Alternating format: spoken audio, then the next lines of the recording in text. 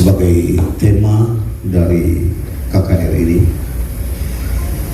Apapun juga yang kamu perbuatlah dengan segenap hatimu seperti untuk Tuhan dan bukan untuk manusia. Saudaraku, Tuhan telah memberikan rahmat yang hebat dan luar biasa bagi Gereja Pentakosta Indonesia, karena 2 hari berturut-turut sampai dengan siang hari panitia mengangkat ayat ini sebagai pedoman kita dalam melakukan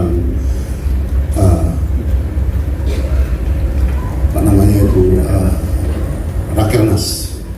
Jadi inilah basisnya, inilah model. Kalau di sana ada bahasa Inggrisnya, di sini bahasa Indonesianya. Kalau di sana tidak ada bahasa Indonesianya, tapi hanya bahasa Inggris saja, karena memang mereka sudah mulai go internasional walaupun tidak tahu membaca dan tidak tahu artinya. Tapi paling sedikitnya kita mencoba untuk membiasakan diri dengan saudara-saudara kita yang berbahasa Inggris. Di sini lakukan yang terbaik untuk Tuhan, do the best.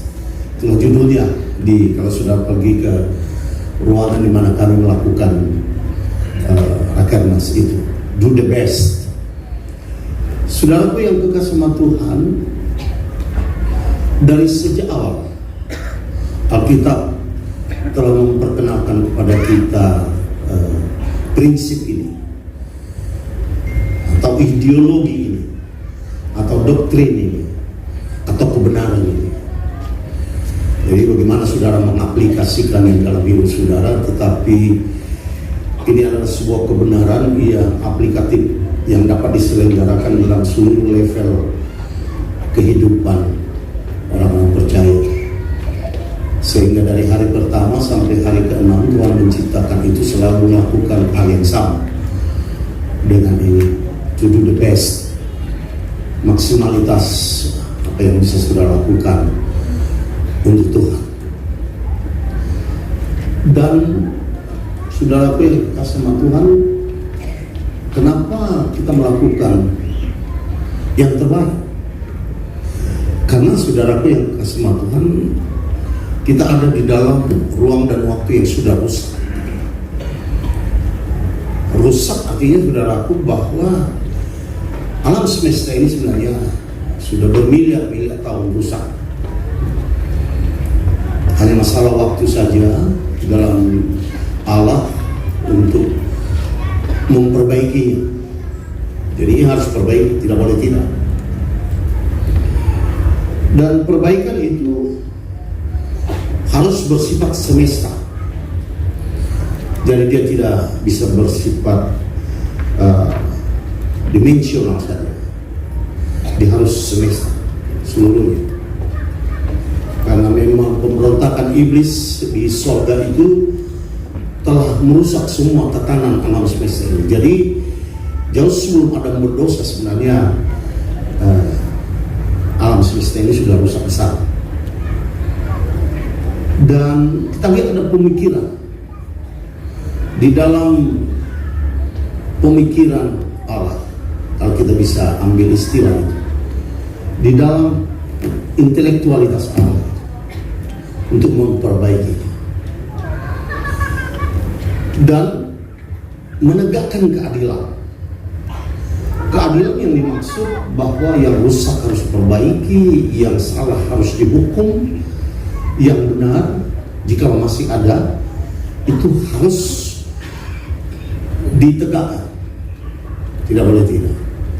Nah, keadilan Allah ini diselenggarakan dalam ruang dan waktu manusia, sehingga ketika Allah memperkenalkan kita kepada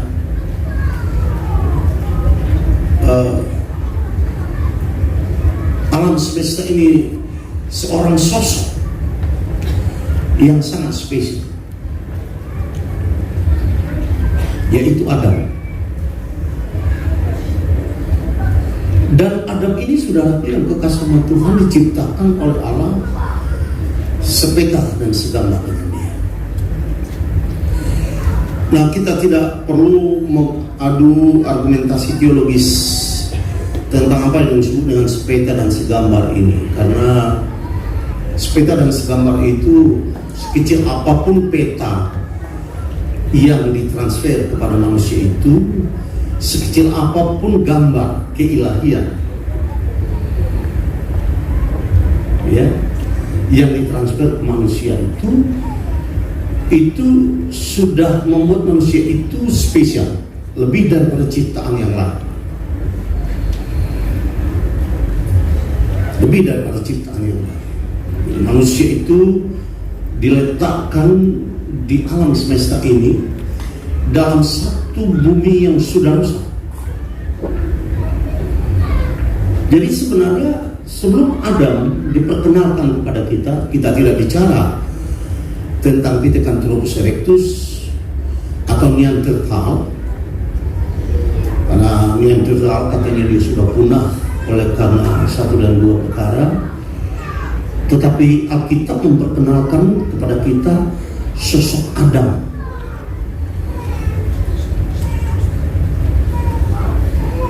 Yang diciptakan sepeta dan segambar dengan Allah.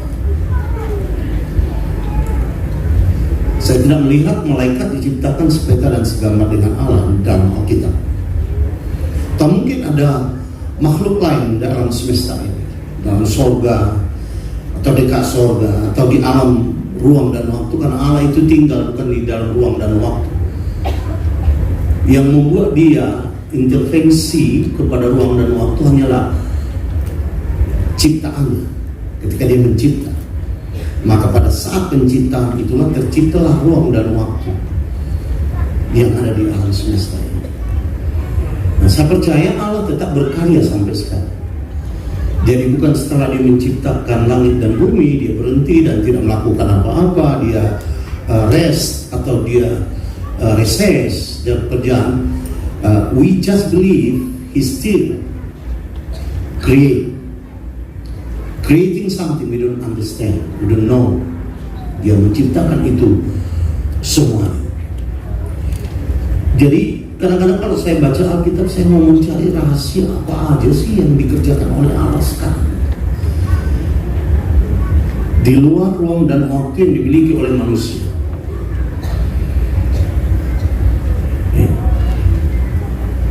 Karena ruang dan waktu yang dimiliki oleh manusia itu adalah bersifat khusus. Alam semesta ini dibagi dalam ruang dan waktu. Ruang waktu itu sebenarnya adalah permainan posisi. Di mana engkau didudukkan, disitulah posisi ruang dan waktu. So it's a matter of position in the whole universe. Di seluruh alam semesta ini. Kebetulan posisi kita ada di dalam bumi ini, dan bumi ini terikat kepada galaksi sistem, dan galaksi sistem ini masuk lagi kepada super cluster yang lebih besar, lebih berat, dan seterusnya ada multiverse. Jadi bukan hanya universe, ada multiverse. Saya mau mencoba untuk menerangkan kepada saudara betapa pentingnya manusia dalam posisi Allah. Karena Alkitab menyatakan dengan manusia inilah dia akan mengubah alam semesta ini. Artinya setiap sejarah, detail ruang dan waktu yang dimiliki oleh manusia itu, di mana manusia itu terlibat dalam ruang dan waktu itu, arahnya itu adalah pada sebuah kesimpulan bahwa Allah akan membuat sebuah sistem yang baru. Dan sistem yang baru ini berkali-kali Tuhan Yesus katakan kepada murid-muridnya, kepada orang banyak. Itu akan terjadi dalam Matius 25 dan dalam kitab-kitab lain dia berbicara tentang itu. Untuk membentuk sebuah keadaan yang akan terjadi, maka ini bukan masalah keterlibatan orang-orang surga yang dalam Alkitab ada itu. Makhluk-makhluk surga seperti apa? Apakah prinsipnya biologisnya seperti kita, ada darah, ya, biologis, ada darah di sana, ada jantung, ada hati, atau mungkin seperti malaikat, mereka itu bukan darah dan daging, tapi dia mempunyai prinsip kehidupan. Atau mungkin seperti makhluk lain yang disebutkan oleh Rasul Paulus yang ada di dunia ini, yang bukan manusia, bukan ras manusia. Karena dari seluruh ciptaan manusia, ciptaan Allah tentang makhluk di dalam bumi ini, manusia itu adalah spesies tunggal, tidak ada 2 dan 3. Ya. Lain seperti binatang, kucing lah katakan, harimau, singa, ya, cenya, anjing dan lain sebagainya, itu masuk dalam satu grup spesies. Jumlahnya ratusan, kalau bukan ribuan macam. Unggas lebih daripada 3.000 macam spesies, ya, binatang melata ribuan. Manusia itu karena dia diciptakan sepeta dan segambar dengan Allah, itu hanya satu spesies.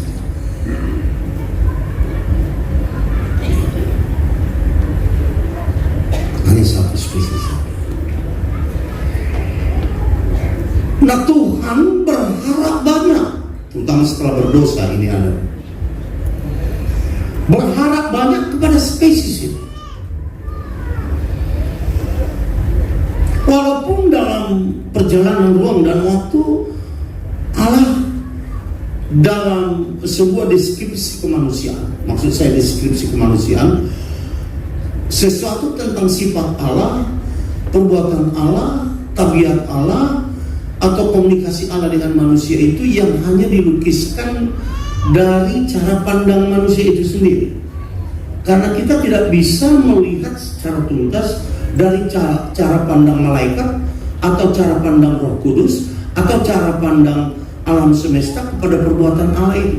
Jadi kita hanya menilai sepihak saja dari seluruh eksistensi manusia, pikiran kita, kemampuan kita mengelola perasaan kita. Ada 5 indera yang diberikan Tuhan kepada kita. Ada the sixth sense yang katanya selalu bekerja dalam kehidupan kita, dalam non biologis kita. Walaupun itu tidak bisa dibuktikan, belum dibuktikan, tapi pernyataan itu justru dalam Alkitab suka ada, disebut berapa kali banyak, dan ilmuwan menyebutnya seperti itu.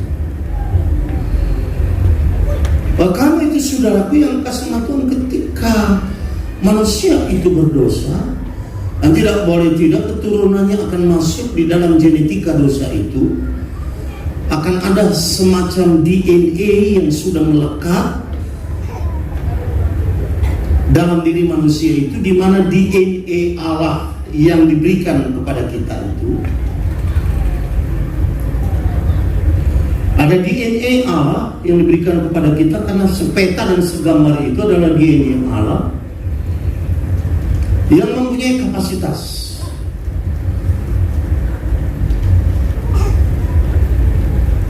yang menjurus kepada kemampuan keilahian, divine ability. Jadi jangan kaget ketika saudara punya handphone, saudara punya kemampuan untuk melihat, merasakan apa yang telah disodorkan oleh intelektual, dan itu tidak berhenti sampai sekarang.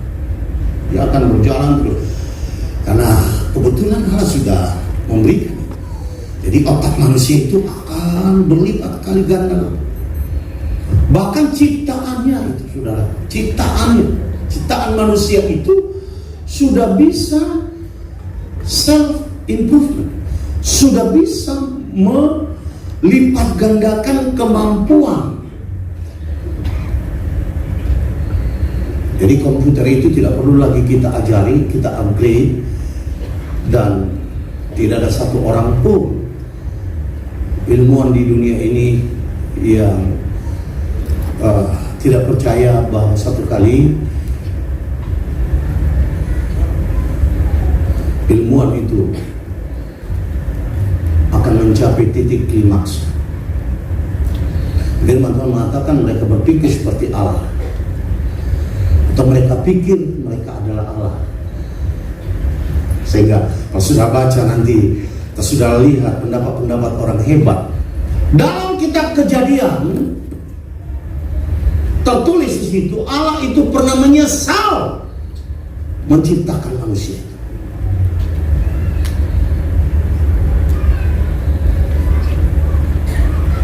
Menyesal. Seperti saudara mungkin menyesal membuat sesuatu, menciptakan sesuatu, ya, yang membuat kemudian merusak konsep yang saudara bentuk oleh karena ciptaan saudara yang datang di tengah ruang dan waktu yang sedang berjalan. Nah, saya kurang tahu, saya cari di dalam Alkitab, adakah Tuhan akan menyesal kembali melihat manusia? Terutama setelah era Yesus Kristus datang ke dalam dunia. Saya coba cari dalam Alkitab, adakah Allah pernah mengulang sebuah pemikiran untuk memusnahkan manusia itu? Ternyata sampai sekarang saya belum menemukan itu. Tuhan hanya menyodorkan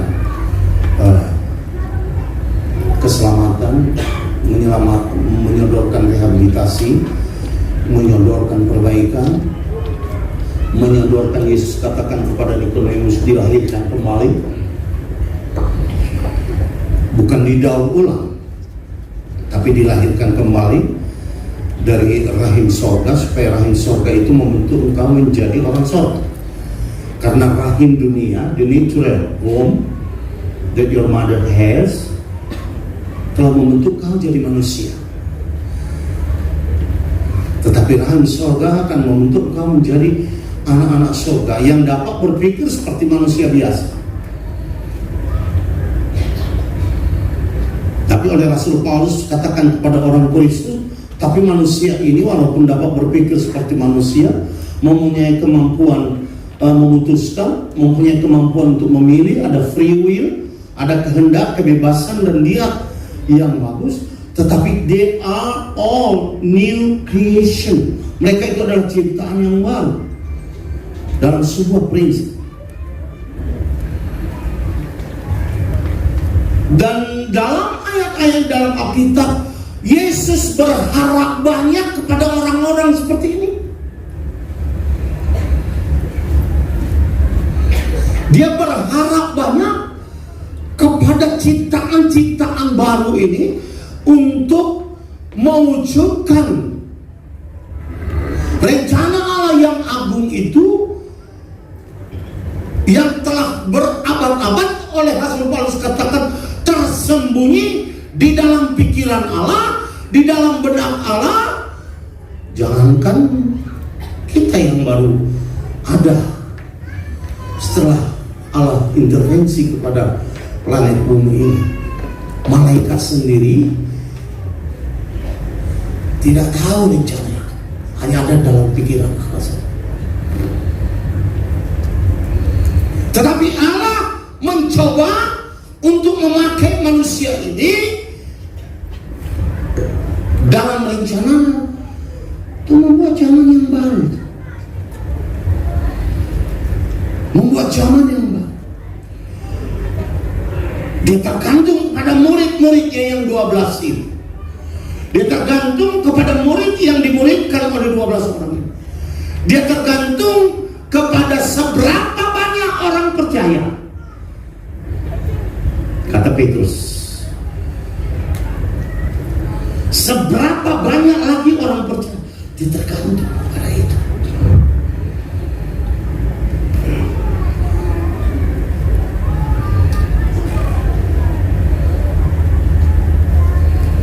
Sepertinya saya harus berkata begini, bahwa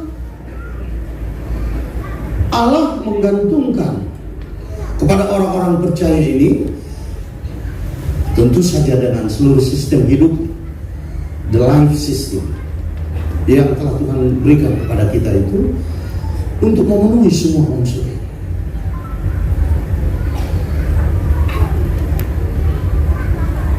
Dia tidak tergantung pada malaikat, pun tidak tergantung pada Roh Kudus. Roh Kudus hanyalah inspiratif, kalau bisa saya katakan inspiratif mekanisme inspirasi yang dapat memberikan kepada kita kemampuan berencana, kemampuan berpikir, kemampuan melakukan dalam basis iman kita. Kita Ibrani menyatakan basisnya adalah iman kita, pengenalan kita kepada Kristus. Nah, hukum-hukumnya itu telah dituliskan, diletakkannya di dalam hati kita, dan dituliskannya di dalam pikiran kita. Ibrani pasal 10. Diletakkan dalam hati kita unsur supranatural, wilayah supranatural, dan juga dituliskan dalam pikiran kita wilayah intelektual kita. Jadi duanya ini harus paralel. Nah, orang-orang percaya ini harus bekerja melalui mekanisme rohani yang seperti itu.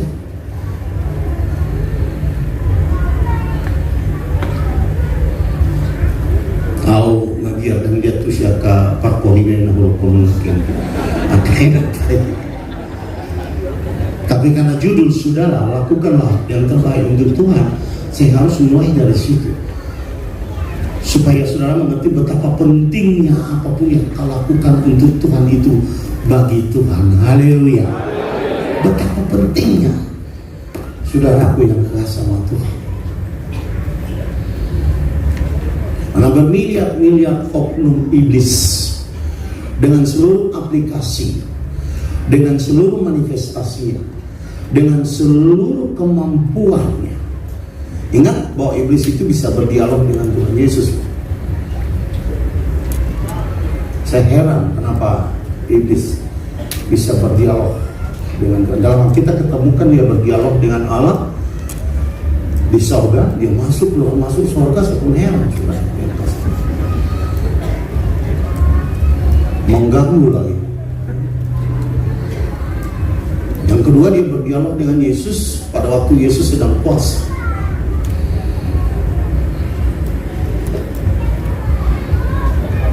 Sehingga saudaraku yang kekasih sama Tuhan,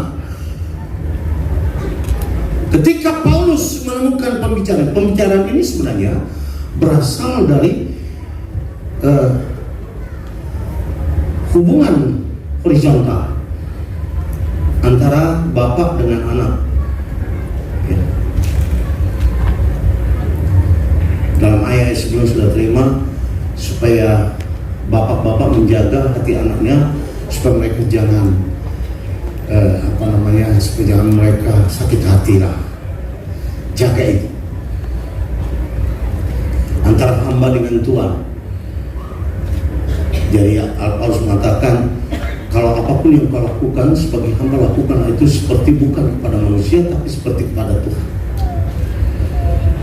Hamba yang dimaksud di sini adalah budak. Jadi Paulus itu lebih radikal mengatakan, kalau kau budaklah terus. Karena walaupun kau jadi budak dan mengabdi kepada Tuhanmu, pada hakikatnya engkau tidak mengabdi secara fisik, engkau mengabdi kepada Dia. Secara rohani engkau mengabdi kepada Tuhan. Seperti itu. Sehingga dia berkata ayat ini yang ke-23 yang berkata, apapun yang kau lakukan, melakukan apapun. Jadi ini bukan masalah kolektor. Ya, kalau kolektor ini selama pemerintah masih mengedarkan harga 2.000 itu tetap akan ada.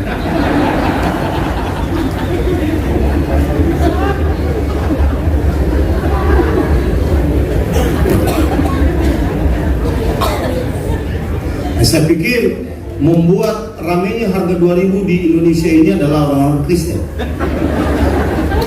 Artinya kalau Kristen tidak mendurung lagi, harga 2.000 itu tidak akan muncul lagi. Listrik harga 5.000. Oh, karena itu saudaraku yang kekasih sama Tuhan, dimensi ini perlu saudara pikir. Berbuat sesuatu yang terbaik dalam hidup, bahkan sampai kepada pengorganisasian rumah tanggamu, pengorganisasian posisi sosialmu, tingkat atau level sosialmu, itu sampai harus sudah lakukan to do the best, lakukan yang terbaik. Nah, yang terbaik ini tentu dimensional. Sama itu dengan ukuran orang kaya Amerika dengan orang kaya Samosir, jauh beda lah. Walaupun levelnya sama-sama orang kaya. Kalau di Amerika itu orang kaya, itu yang terendahnya itu lebih kaya dari orang kaya Indonesia. Nah, seperti itu.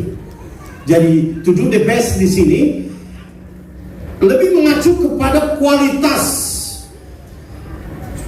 daripada kuantitas yang kau lakukan.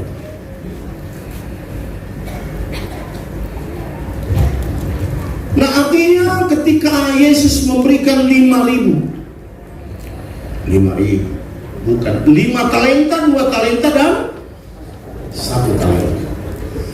Yang 3 ini masing-masing menurut kemampuannya. Kan itu kata firman Tuhan.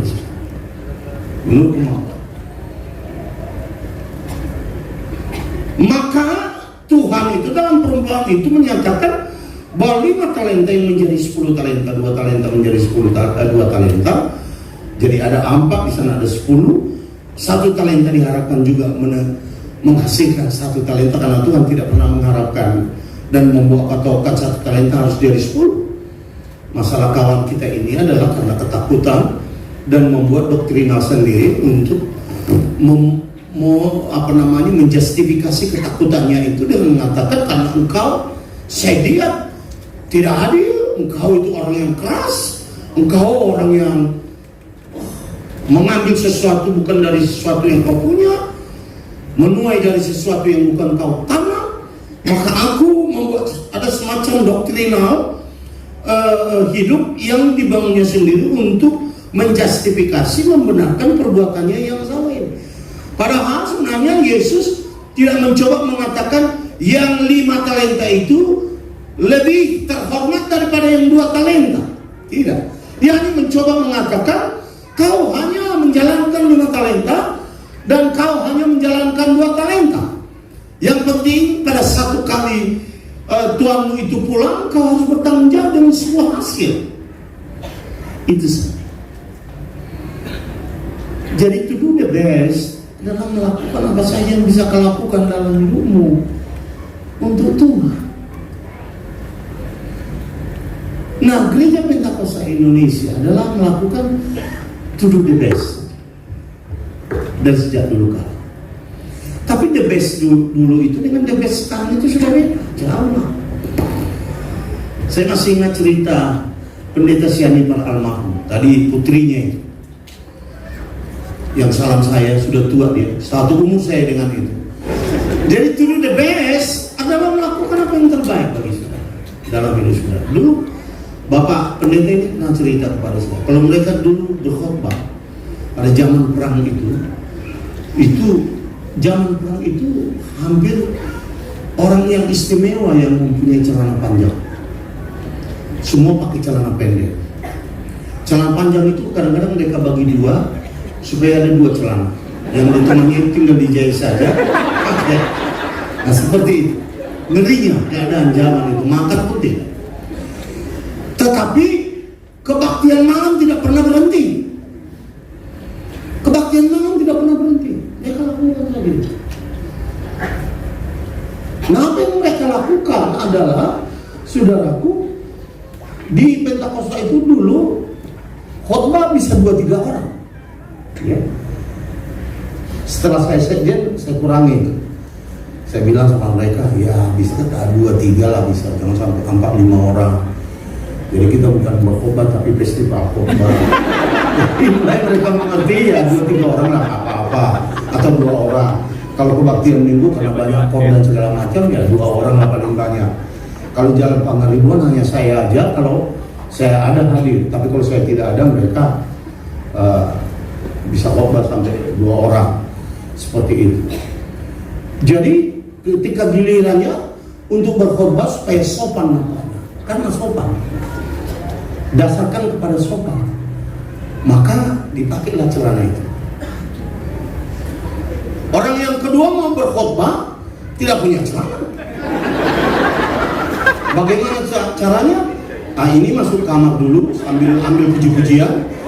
Yang satu mau berkhotbah diganti celananya. Seperti itu ceritanya.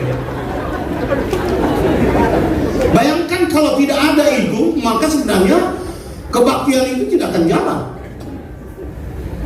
Kita nggak enteng kepada keadaan itu. Kita sekarang ngomongnya lucu. Kalau zaman itu mereka nangis. Mereka menangis untuk melakukan itu. Itu sebabnya kalau celana ini besar ukuran 38, yang memakai ukuran 32, kalau bayangkan itu diikat dengan bayung di belakang. Gak mungkin ada ikat pinggang lagi, bayung lagi buat. Waktu dia khotbah tentang neraka dan surga, dia melompat-lompat. Putus itu bayung. Jadi kita harus ke surga supaya jangan jatuh melorot. Dia berkhotbah begini.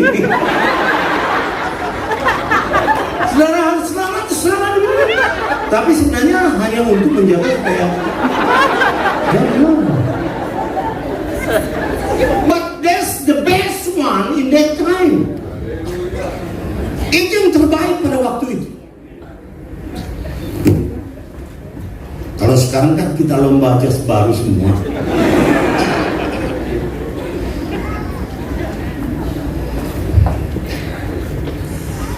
Karena itu saudaraku yang kekasih sama Tuhan, apa yang bisa kau lakukan kepada Tuhan, lakukanlah dengan sungguh-sungguh.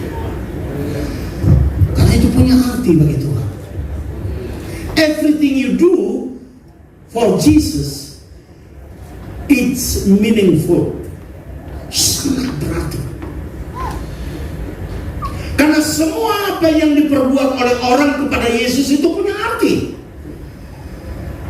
Orang melihat itu hanya perbuatan biasa saja,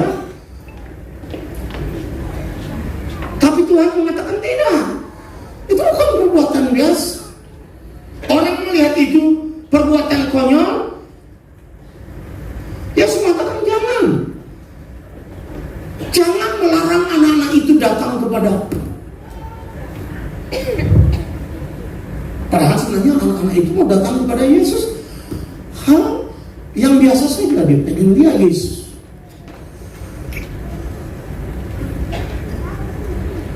Kalau sekarang tentu mau foto dengan Yesus, selfie dengan Yesus, seperti itu. Kalau mulai ada dulu si tua pemilik namanya, ini memiliki namanya. Jadi setiap kuping anak-anak yang ribut dipilih itu. Ada dulu sintua kita di Santa namanya sintua pamilik. Kalau ada anak-anak jalan, kupingnya itu sakit itu kalau ini. Nggak dipukul, nggak diapa, jadi pamilik. Nah murid-murid ini juga dipamilik semua. Dia sekatan jalan.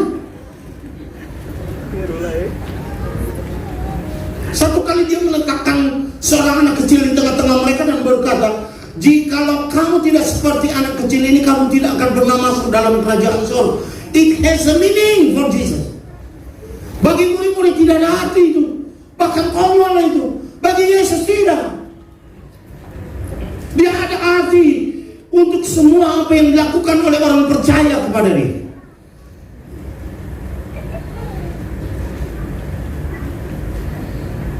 Ada arti.